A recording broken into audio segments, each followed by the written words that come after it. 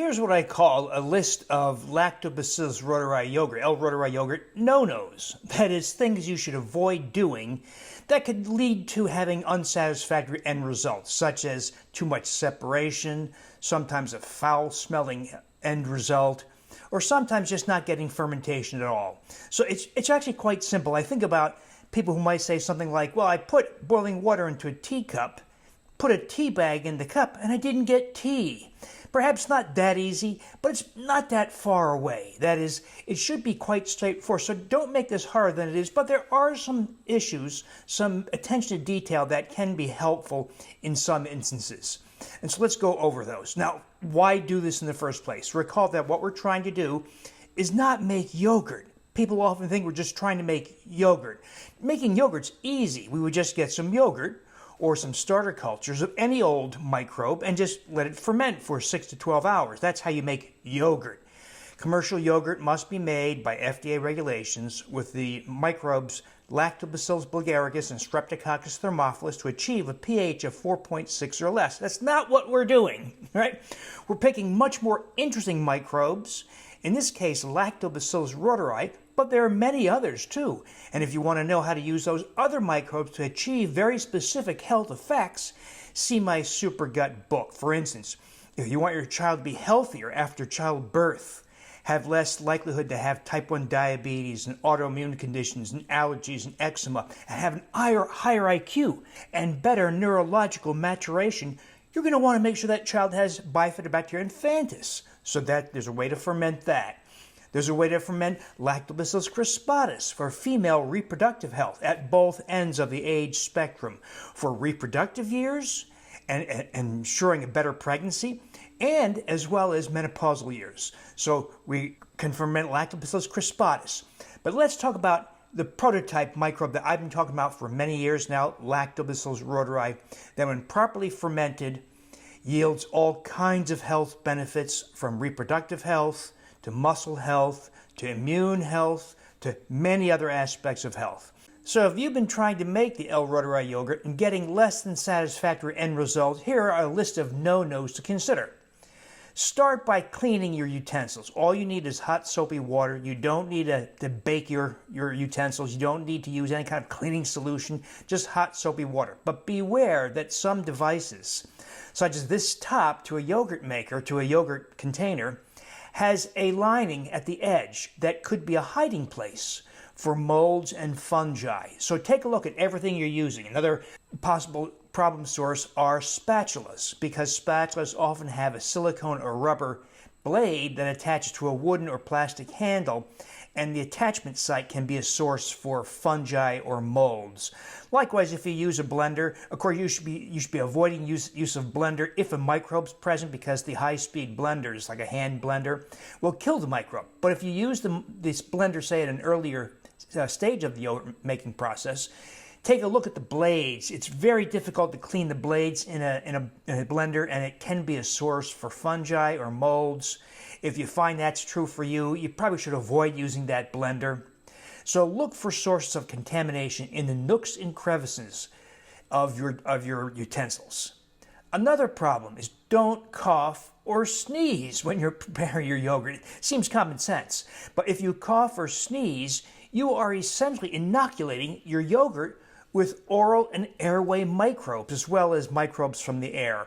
So you've actually asked for trouble. So if you need to cough or sneeze, step away.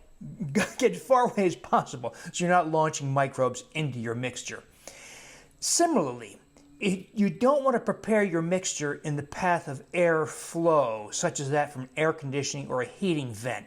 That's going to send a whole bunch of microbes at high speed right into your yogurt, mostly fungi and molds from the air, so avoid that also. Likewise, any kind of aerosolizing device, like some of those things people use to scent the air, those can also contaminate your yogurt, so avoid using those in the vicinity of your yogurt.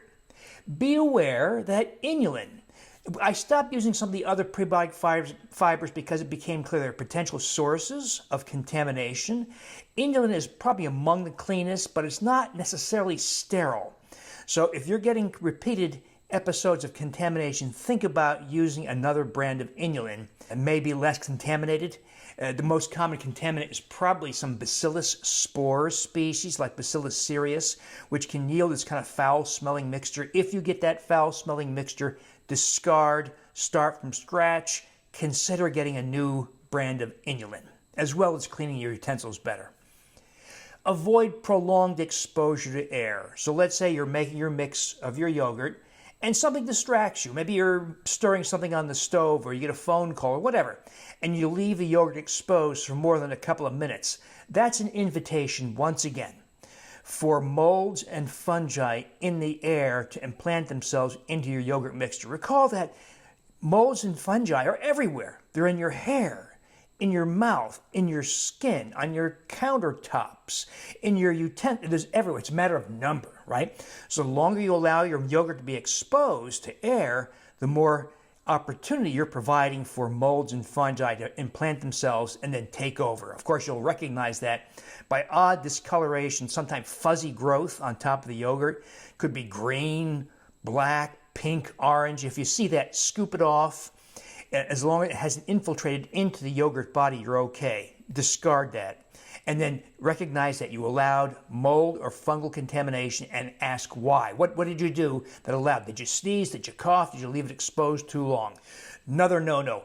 Don't abbreviate the fermentation time. Too many people think what we're trying to do is make yogurt. Well, it looks and smells like yogurt, doesn't it?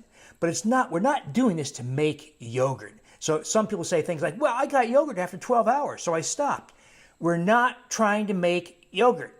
We're trying to get very high microbial counts that happens to look and smell like yogurt, okay? So we're going to use, at least with reuteri, enough time to allow 12 doublings. That's what microbes do, right? One microbe becomes 2, 2 becomes 4, and onwards. And so if we allow it to double 12 times, and we start with, let's say, a couple 100 million microbes, at the end of 36 hours of 12 doublings, we get about 300 billion. And that's an advantage. When we're trying to do something like, say, correct SIBO or colonic dysbiosis, where we have trillions of microbes that have proliferated in your GI tract, you have to go to battle with those bad microbes with a lot of good microbes. And so this prolonged fermentation gives you the advantage of very high counts. So don't fall for the conversations with people who think we're just trying to make yogurt. We're not. We're trying to get exceptionally high microbial counts for health advantages in correcting colonic dysbiosis and SIBO. And then also beware, there's something we call the first batch effect.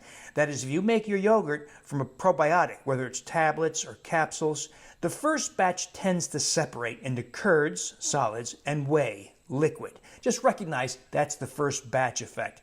Its subsequent batches made from a little of the prior batch, a tablespoon or 2 of the prior batch, curds or whey, doesn't make a difference, that will generally yield a much more thicker, richer end result. If you don't like the idea of having to experience that first batch effect, make a small test batch, maybe using only maybe 1 cup of your half and half, and maybe only a half tablespoon of your inulin.